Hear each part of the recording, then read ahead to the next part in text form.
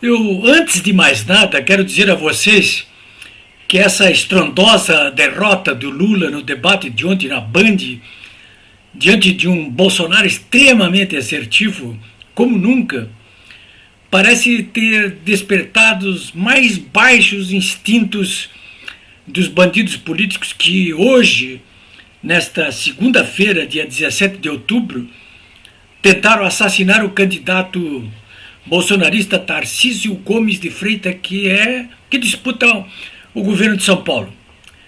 Se vocês quiserem saber detalhes desse atentado, que eu não tenho dúvida que é um atentado político, embora praticado por bandidos comuns do PCC, eu não tenho dúvida de que realmente foi um atentado. Mas vocês podem saber tudo isso no meu blog polibiobraga.com.br, está tudo ali. Eu venho acompanhando isso desde meio-dia, com notas, com reportagens, com vídeo, enfim, está tudo ali. Aliás, sobre esse caso, esse atentado, vocês vejam que é o segundo atentado que ocorre a tiros em questão de 3, 4 dias. Sexta-feira foi em Fortaleza um atentado contra a primeira-dama Michele Bolsonaro. Não foi direto contra ela, mas foi contra o local onde ela iria fazer uma palestra. Uma pessoa foi presa, inclusive, foi identificado como membro de uma facção criminosa, e ele atirou ali numa igreja ali onde iria falar a Michele. E agora, hoje, segunda-feira, esse sim, um atentado contra o candidato. Se não fosse a pronta intervenção dos seguranças do próprio Tarcísio e a rápida intervenção da Polícia Militar de São Paulo, ele estaria morto. E provavelmente outras pessoas também estariam. Um dos bandidos foi morto na ação, né? O youtuber Paulo Figueiredo conta que uma organização criminosa ligada ao PCC, constituída de 15 bandidos, assassinos, tentaram entrar na favela do Paraisópolis, onde estava o Tarcísio. Eles foram contidos a tempo, mas alguns conseguiram passar, e um deles foi assassinado, foi morto. Bom, sobre o debate de ontem à noite, domingo, dia 16 de outubro, olha, senhores, o Lula foi derrotado por pontos, segundo o jornalista Josias de Souza do UOL e da Folha de São Paulo, que são inimigos do Bolsonaro. O Josias, falando lá depois do debate, ele foi um dos jornalistas que fez perguntas. Ele reconheceu que o Bolsonaro derrotou o Lula por pontos, né?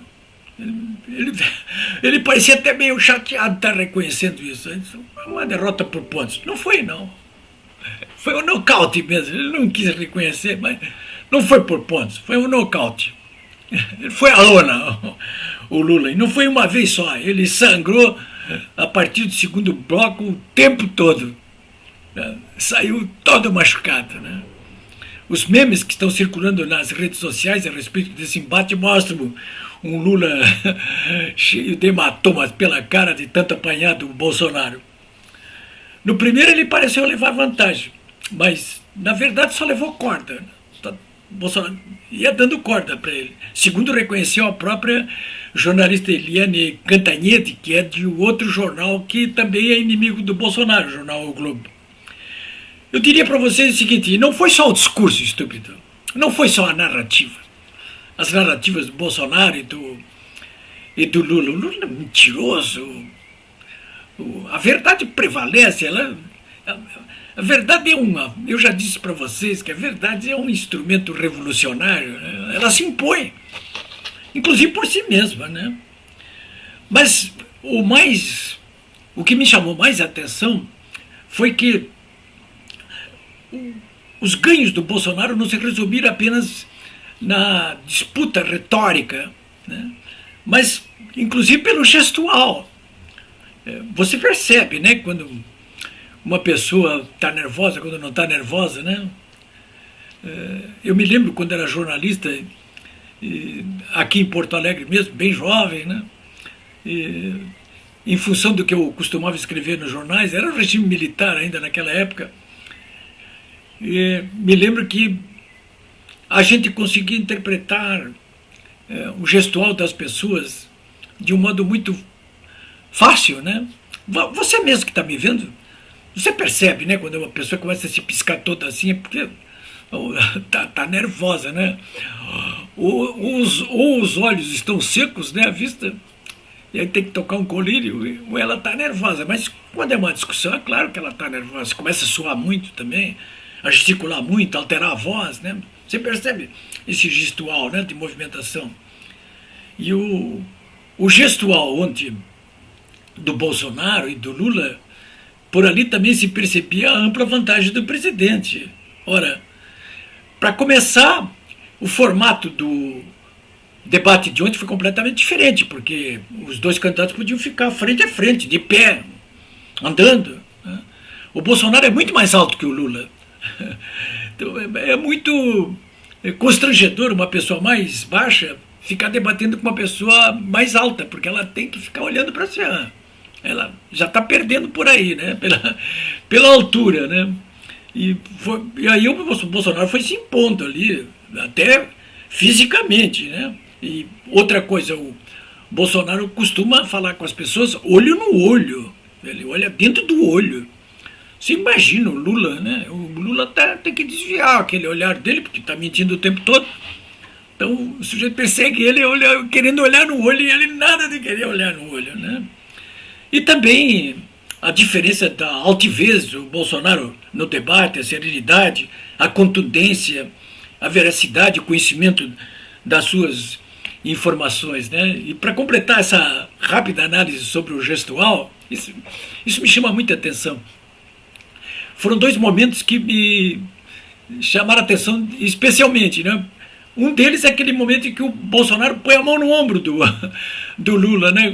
Olha, você se acalma aí, seu Lula, presta atenção, né?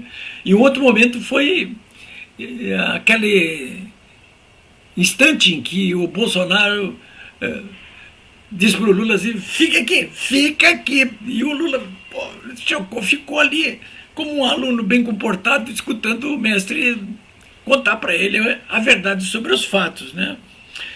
O Lula, sinceramente, senhores, eu conheço ele há muitos anos e ele parece que está doente, né? Ele sua muito, ontem ele suava o tempo todo, né? Ele bebe muito, bebeu muita água ontem, talvez por isso até suasse tanto, e passa o tempo todo ali. Tem vídeos circulando de encrenca dele com os próprios assessores, no momento em que ele se refere a algum deles ali, tá a Janja por perto, não dá para ver se foi com ela, acho que não faria isso, né? Mas talvez fizesse, em que ele diz, você não sabe nada, porra, quem sabe disso sou eu. É o Homo sapiens, né? Olha, eu acho que foi o melhor debate dessa campanha eleitoral, disparado, né? Esse formato não foi nada engessado, ao contrário daqueles debates cansativos, né? Que é tudo, você tem 1 minuto para isso, 2 minutos para aquilo, você para responder, você tréplica, você faz uma pergunta e o outro responde. Não, eles tiveram tempo mais do que suficiente para expor as suas ideias, para partir para o confronto, para caminhar pelo palco, né? Realmente foi um momento histórico, sabe? Alguém pode me dizer assim, mas isso aí vai determinar uma virada nas eleições? Ou vai consolidar a vantagem de um dos candidatos?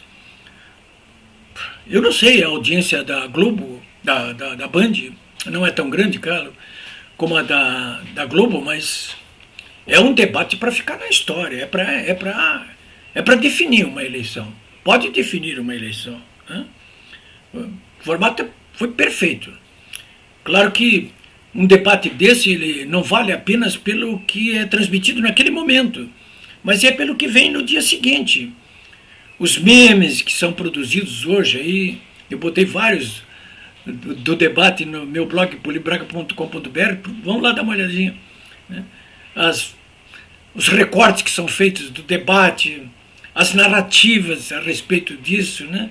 E até pela repercussão de hoje, ficou bem claro ali que o Lula ontem sofreu uma derrota acachapante. Ele acho que não esperava por isso. Né?